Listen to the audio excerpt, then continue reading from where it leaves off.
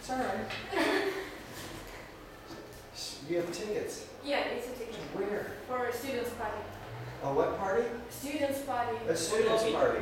No, it's not Halloween. It will be Students' Day on the November, and I bought a ticket for a great party. For a what party? For a great party. A great party? Yes. You mean great in the sense that the party's going to be great? Or Yeah, I think so. Oh, it's going to be a good party. Yeah, it will be a concert in the party. Where will that be? Stereo Plaza, it's a club in Kiev. Oh, nice. Cool. Wow. Well, this is what we're going to be working on. Today is also a party for the Halloween, where a few Mozilla students will celebrate Halloween. Where? This is still NaUKMA. I don't remember how this is called. So will it be on campus? No. It's some club. We'll see.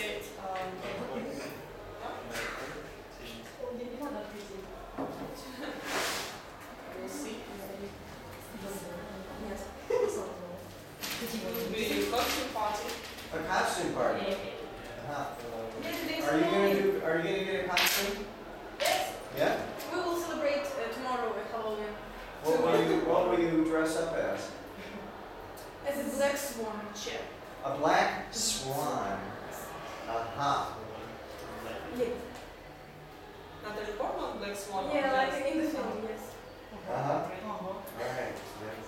Okay, so what we're working on here, what we're going to be working on is this is a schedule of our classes here. Right? These ones we've already completed. We did on the 17th of October, already always listening. The ambassador came, right? And then we did reviewed integrity, then we worked on choice, then access, the first person and third person access, right? That was 29 slides. There's 38 slides, well, that's supposed to be up here, on already always listening. So if we can, move this up a little, please.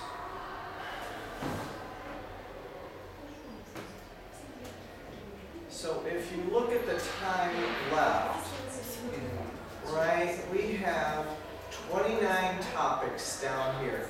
You can see down, there's 29 topics. 6 topics are done, there's 23 left to do in 20 classes. So we need to cover a little bit more than one a class. Now looking at it this way, there's 918 slides, we've done 153, there's 756 left. Divide that by 20 classes left, so we need to cover about 38 slides a class. Are you with me, ladies? Yeah. Yeah. And so here's the topics. I could email you this if somebody wants this. These are all the topics right here. So I have them mapped over into this this spreadsheet. There's the topic number and what we're working on. So today we're going to work on topics 7, 8, and 9, model, language used, and the elements, the 3 elements of leadership. All right. Any questions about that? There's a skating schedule we don't need. I want to get out of this. Here we go. So, what we were working on yesterday was this from the stands and on the court, right? And I think you pretty well nailed that when we discussed what in your life have you discovered for yourself. And you said some things that let me know that you've been discovering things on the court and you know what that is, right? Yes? All right, so this section, we're going to, we just completed the break assignment. That was the break assignment. We completed it at the end of the last course. We're going to work on the model and methodology used in the course, and the language used in the course, and then the 3 fundamental structural elements that make up the course: the foundation, contextual framework, ontological constraints, and then there will be an assignment. There's three fundamental structural elements. To make it easy, here they are. 1, 2, 3. Those are the three elements.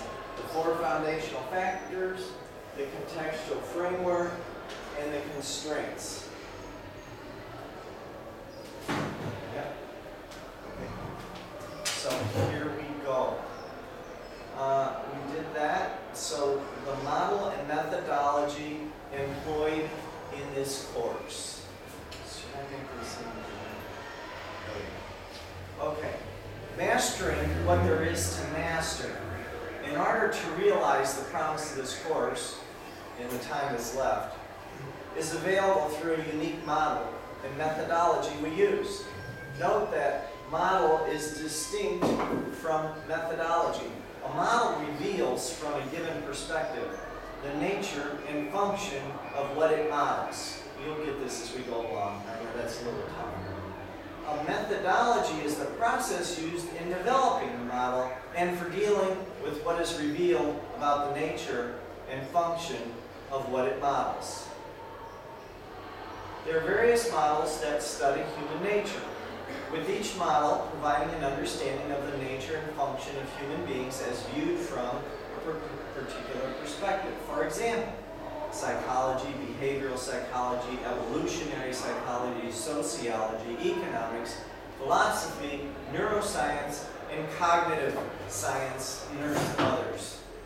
In this course, we employ the ontological model of human nature, from the Latin ontologia, the science of being, in creating leaders because of the ontological model's unique power to reveal, open up, the nature of being when being a leader, and to reveal, open up, the source of one's actions in the exercise of leadership. So, distinguishing the ontological model from the psychological model. Hi. Hello. Come in. Sit over here on this side. So, yeah. The assignment is to sit next to somebody you haven't sit next to before. You gonna be okay over there? Yeah. All right. So we're distinguishing the ontological model from the psychological model, or other ways of understanding things. Okay, the ontological model, did I read this? No. The ontological model of the nature and function of being for human beings should not be confused or conflated with the psychological model of the nature and function, conflated with the psychological model of the nature and function of the mind for human beings. So ontology is concerned with being and psychology is concerned with the mind. However, because most people are unfamiliar with the ontological model and because both models deal with human beings, many fail to differentiate between the two perspectives and, as a result of that failure, confuse the methodology of one with the methodology of the other. The psychological model deals with the nature and function of human beings from a third perspective, in the stance perspective, while the ontological model deals with the nature and function of human beings from a first person on the court perspective. Given the two very different perspectives, the methodology of each is of necessity also very different. To repeat, just as there is a difference between the ontological model and the psychological model, there's also a difference between the methodology appropriate for dealing with what is revealed by each model. The psychological model examines the nature and function of human beings from the perspective of the mind. Consequently, the methodology for dealing with what is revealed about the nature and function of human beings from the perspective of the mind, accepting psychopharmacology, various forms of psychological interventions. Right? So you're dealing, Sorry? That's right.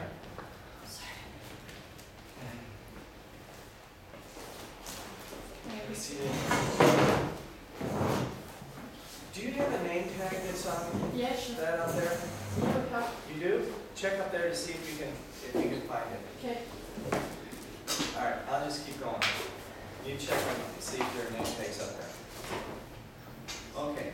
No, it's helpful in appreciating the perspective of the psychological model to know that the intellectual history of the model has been based on a concern with the difficulties and abnormalities of the mind. Although, more recently, it has been concerned with mental states such as happiness. Are you tracking this? Yeah. Okay, so the ontological model. In contrast with the psychological model, the ontological model examines the nature and function of human beings not from the perspective of the mind, but from the perspective of being. Consequently, the methodology for dealing with what is revealed about the nature and function of human beings from the perspective of being is language. That is, the methodology of ontology is the use of language to impact the meaningfulness and intelligibility of the way the world, others, and oneself show up for one, and the resulting impact on one's actions and way of being. Phenomenology is the formal name of the methodology of ontology. Get that? Oh my God, you guys are fast. No, it is helpful in appreciating the perspective of phenomenological methodology to know that the intellectual history of the method has been concerned with being, as in being in the world. The ontological phenomenological method contrasted with psychological psychotherapy method. In a sense, both... What? I'm lost. What? I am lost. You're lost! Okay, good.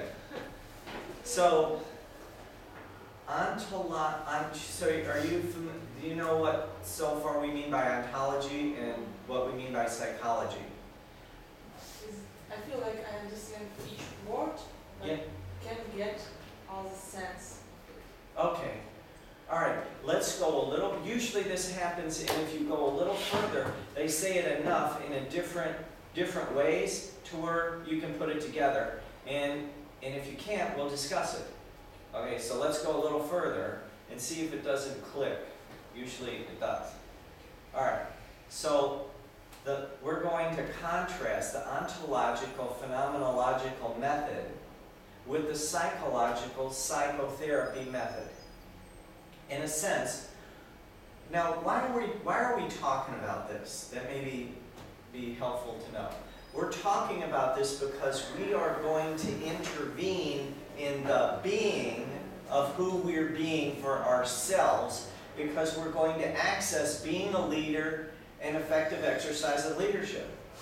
We are going to be working on in the area of being, and it's going to look to you like psychology because you're not familiar with ontology.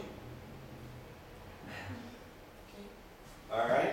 So what they're doing is they're just taking the time to tease the two apart. So you don't go, oh, well, that's a psychology, and we're dealing with the mind. We're not dealing with the mind, we're dealing with being. And we're dealing with ontology and the phenomena of being. So that's what this is all saying. Okay? Okay, so in a sense, both of these methods, to put it in the most rigorous technical terms, deal with stuff. That is, stuff that interferes with a person's effectiveness in life and/or gets in the way of their quality of life. Because both methods deal with stuff that gets in a person's way, one might confuse one method with another. However, the psychological psychotherapy method deals with the stuff as problems in the mind, mental and emotional disorders that need to be fixed, while the ontological phenomenological method deals with the stuff as ontological constraints. We've already did one. Already always listening is an ontological constraint. That is, distortions in the meaningfulness or intelligibility of the way the world, others, and oneself occur for one.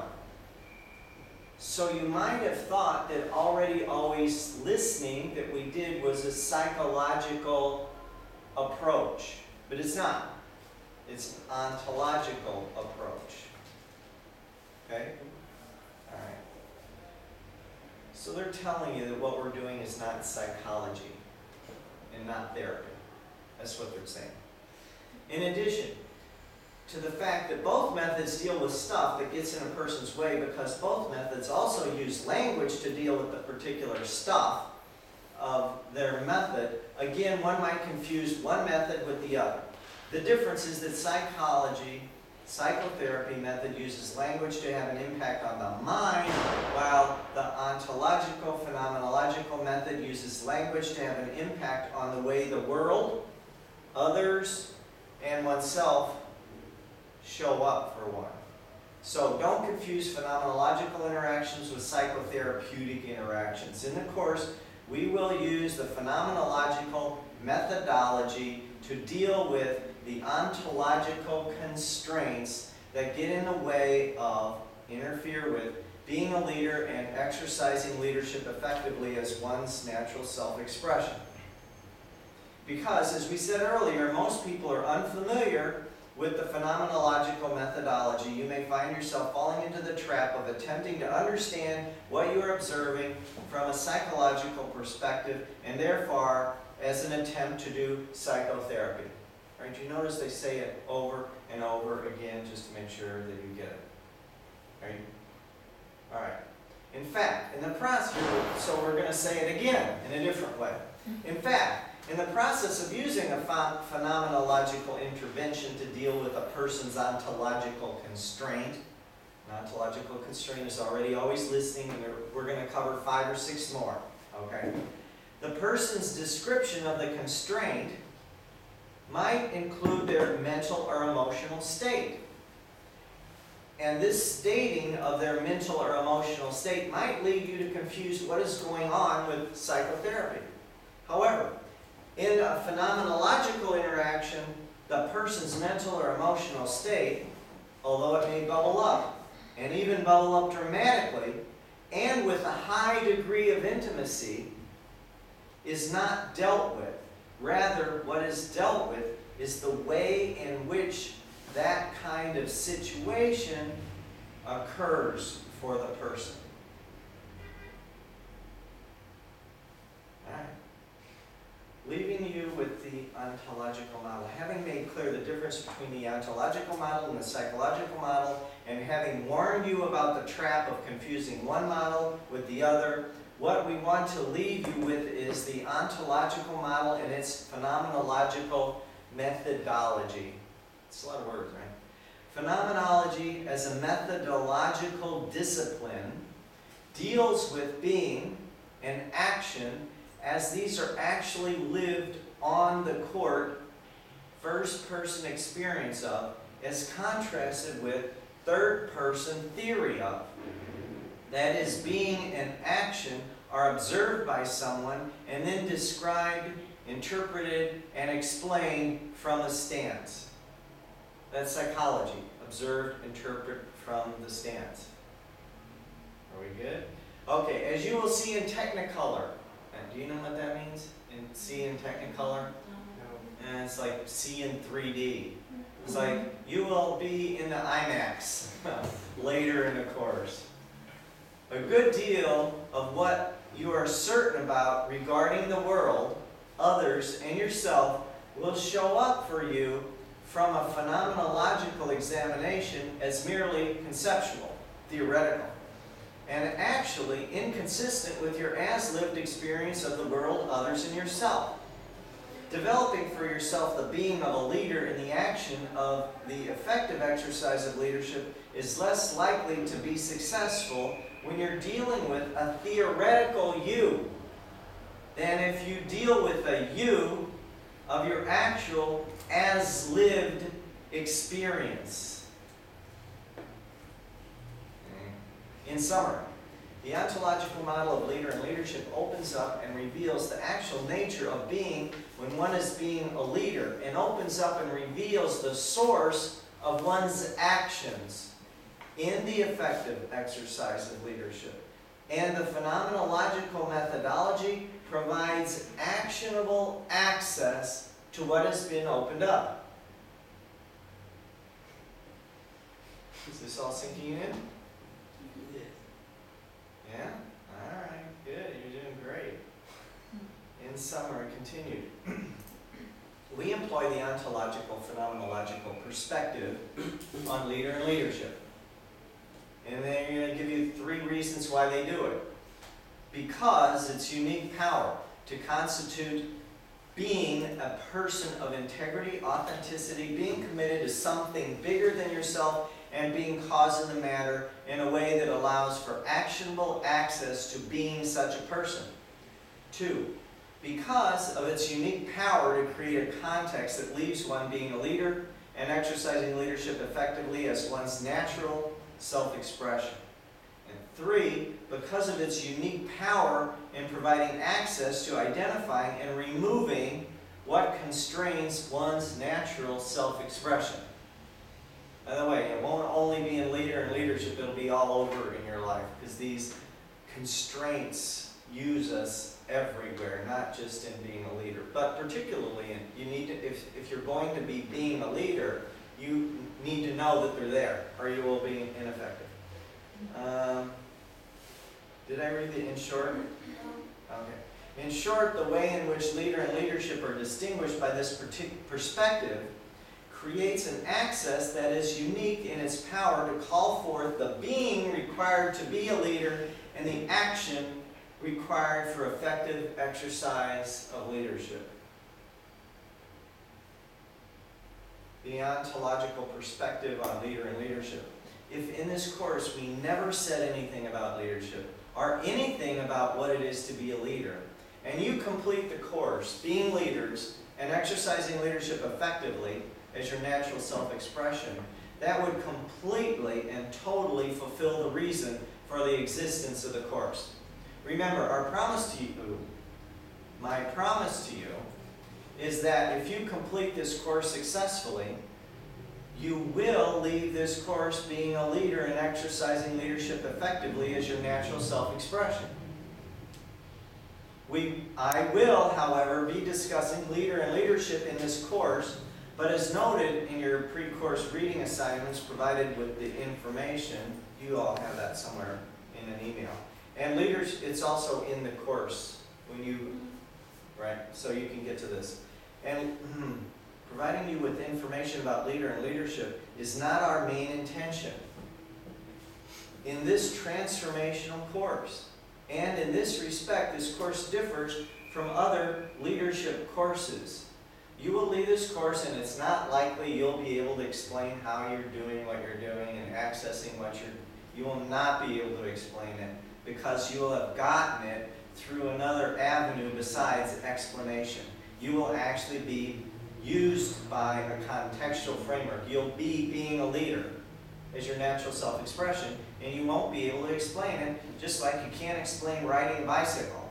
You cannot explain riding a bicycle, but you certainly have access to getting on a bicycle and going down the road, right? That's the way it'll be when you leave this course. All right, so there's a method, a pedagogical method. Is that how you say that? Pedagogical? Used in this course. In this course, we primarily employ what is known as transformative learning, rather than the more familiar informative learning. Informative learning and transformative learning are both valuable. However, transformative learning occurs in a different domain than informative learning. Informative learning endeavors to increase the sum of what you already know, to add to our available skills, to extend our already established cognitive capacities, and to bring valuable new content to add to or fill in our current everyday common sense worldview, model of reality, and our pre-existing frames of reference, mindsets.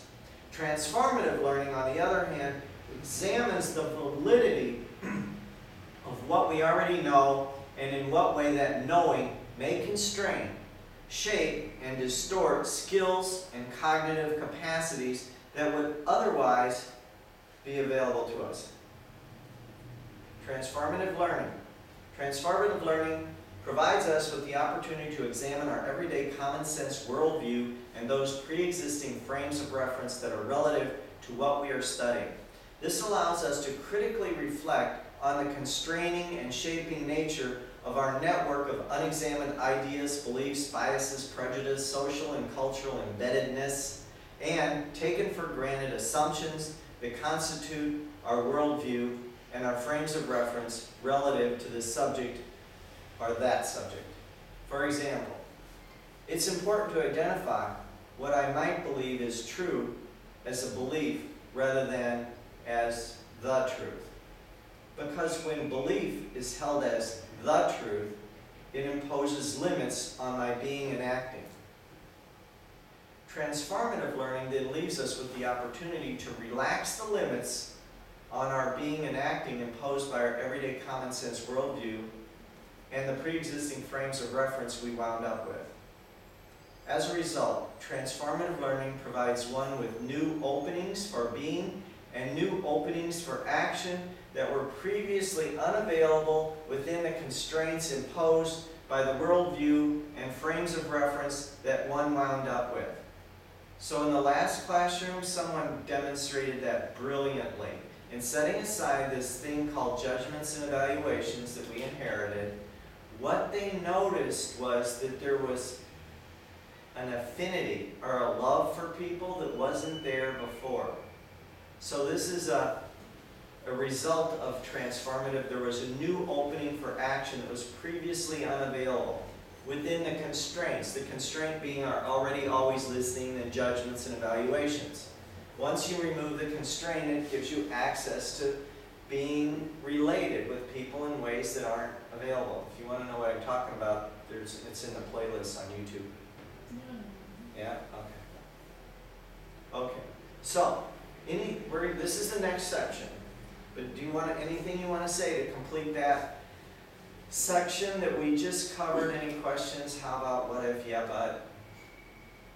Anything like that? We're good to go? Yeah. Alright. This is like going to a fire hose to get a drink of water. Do you know what that means? Going to a fire hose. You know, a fire hose is like this, and the water comes out enough to put a fire out in a house, but try to get a drink of water from. This is like drinking water from a fire hose. Language used in this course. The language used in this course. As you read in your pre-course reading, the language used in this course has been carefully chosen to open up a new conversational domain, linguistic domain, for leader and leadership. By conversational domain, we mean, for example, in the case of a physician, the kind of specialized terms that are networked together in a specific way to form the linguistic domain through which a physician comprehends and interacts with the human body, and that is required for the expert practice of medicine. The language used in this course has been selected for the same reason. The language used in this course creates a new conversational domain for leader and leadership, a linguistic domain that allows for the expert practice of leadership as one's natural self-expression. Rhetoricians refer to what we term conversational domain as terministic screen. They define terministic screen as a set of terms that are networked together such that they form a distinct cognitive realm through which the world, others, and oneself are perceived and dealt with. Physicists and attorneys would not be effective in their respective fields without the specialized context created by the conversational domain, terministic screen, required for expertise in their field. In fact, it is the mastering of these specialized conversational domains that gives outstanding physicists or attorneys the power to produce extraordinary results in their field by creating from and discovering new possibilities in that conversational domain. Yes? What attorneys means? What? Which? Attorneys. Is this attorneys? What is it, attorneys? I'm not making out the word that you're saying. Third line from the end. Third line from the top. From the From the end. yeah. Attorneys? Yep. Notaries. Notary. Here they call you call them notary. Notaries. That is. Lawyer. A lawyer? Yeah. Okay. In summary, the specialized language used in this course has been selected for its power to generate a linguistic domain for leader and leadership that provides powerful access to the world of being a leader and the effective exercise of leadership, which access would otherwise not be available. This linguistic domain shapes the way the world, others, and we ourselves occur or show up for us in a way that allows us to get our arms around the whole of leader and leadership and our hands on its levers and dials. These kinds of conversational domains, when mastered, become the context that uses their practitioners to generate the being and action required for them to be expert in their field. The terms used in this course and the ideas created using those terms may be new for you and therefore at first difficult. You may find yourself being tempted to use terms more familiar to you. Like, oh, this is the same as da-da-da. To express the ideas presented in this course. But if you stick with it and use the terms, even though doing so may at first be uncomfortable, you will master the conversational domain these terms and ideas create. We will remind you of this. I will remind you of this each time you fall into the trap of substituting more familiar terms. This conversational domain is designed to generate a context that has the power to give you the being of a leader and the actions of the effective exercise of leadership as your natural self-expression. So do stick with it. All right. Okay, so this will be the next section. So anything about the last section? Is that clear about your... We're going to allow ourselves to be used by our conversational domain. Okay, Yes. if we would just use, for example, all terms from leadership, will other people understand us? Or it just means that we need to understand for us and to use it, and not when we are talking with others? Yeah, right. Well, there will be, for instance, you have this thing we call already always listening, right? And other people aren't going to understand that. And there will be other things like amygdala hijack. And I just said that, and I know you don't understand it. Or racket, or pretense, or, so there will be things that we will use in our surgical suite here, right, as we run our experiments, that others won't have access to. But they aren't in the leadership course, and they aren't going to be used by this context, and you will be. And there's these specialized terms that you will use. Now, you won't go saying, well, I promise. You probably won't be saying, I promise and I request. Those are the canonical terms. You understand what I mean by canonical? The canon, right? But you'll talk normal and you say, well, will you do this for me? And you know what? I'll do this for you. But you'll hear that you're promising and they're promising, and you'll hear a request but they may not use the canonical terms. But you'll listen differently, and it gives you a different access, like Lita was talking about yesterday. Make sense? Yeah. So no, they won't understand. But they don't need to in order for you to be a leader. All right? Anything else about this? Ready to move on? Okay, so the three structural elements that make up this course, right there, here they are. 1, 2, 3. elements, the 3 elements that make up this course. We're going to go over them probably about 4 times during the period of the course. The 3 fundamental structural elements that make up this course: the foundation, the contextual framework, the ontological constraints. Okay, the first of the 3 structural elements that make up this course is mastering the foundation, on which being a leader and effective exercise of leadership is built. Right, Marta? This foundation is made up of 4 factors: integrity, authenticity, being committed to something bigger than yourself, and being cause in the matter. When mastered, these 4 factors form the foundation for being a leader and the effective exercise of leadership. The second of the 3 structural elements that make up this course is a contextual framework for being a leader and exercising leadership effectively that rests on the foundation introduced in the previous slide. So see, that's the second, the contextual framework. In short, the contextual framework is a unique context for leader and leadership. When mastered, this unique context leaves you in any leadership situation being a leader and exercising leadership effectively as your natural self-expression.